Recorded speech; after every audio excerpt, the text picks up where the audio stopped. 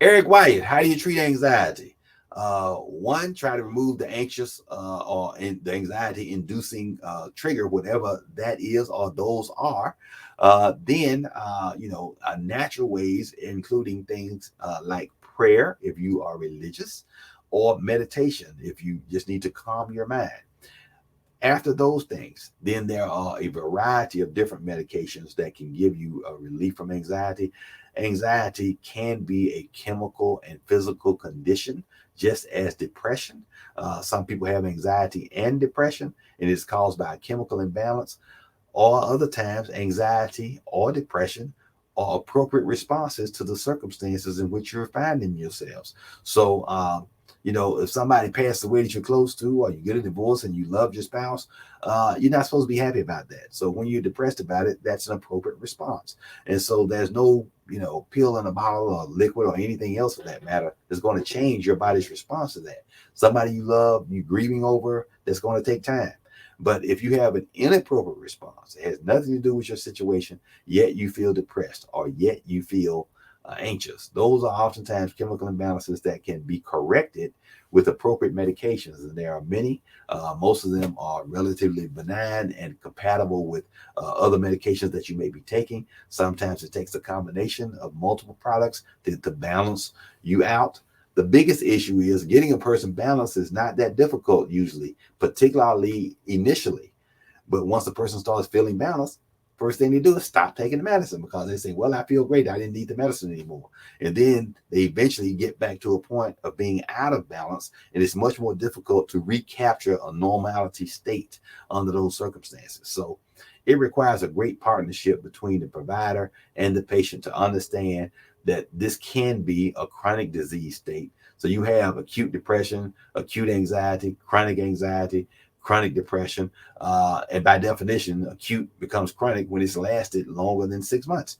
And so then you know that disease process is going to require continuous maintenance, just like a blood pressure medication, just like a cholesterol medication, just like a diabetes medication. You're going to have to take it every day.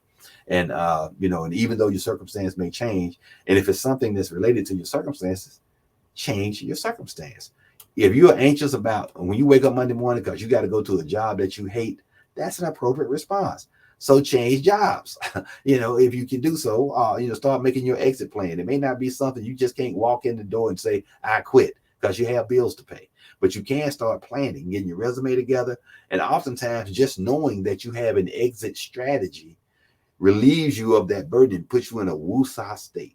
And all of a sudden, even the same situation that made you anxious no longer makes you anxious because you know that you have a plan for escape.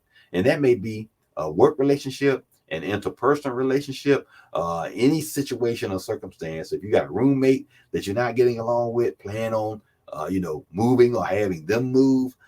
If you got a relationship, somebody you're dating and it's just not working out, or love has changed to hate, or whatever, then you need to change that circumstance. Don't be afraid to be happy and alone. It's always good to be happy and alone versus with someone and miserable.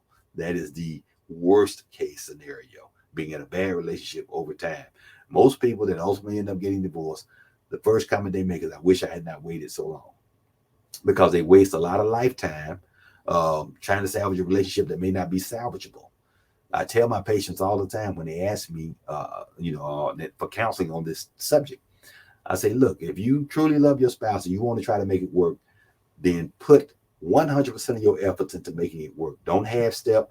Don't try to, have 1 foot in and 1 foot out. Say, look, I'm committing myself to making this work. You get that same commitment from that person and you try to make it work. That happens and works most times. And for reconciliation, all of a sudden you find out, hey, this person isn't so bad at all. They're the same person I fell in love with 15 years ago, and I still love them, and I want to be with them, and I want to spend the rest of my life with them.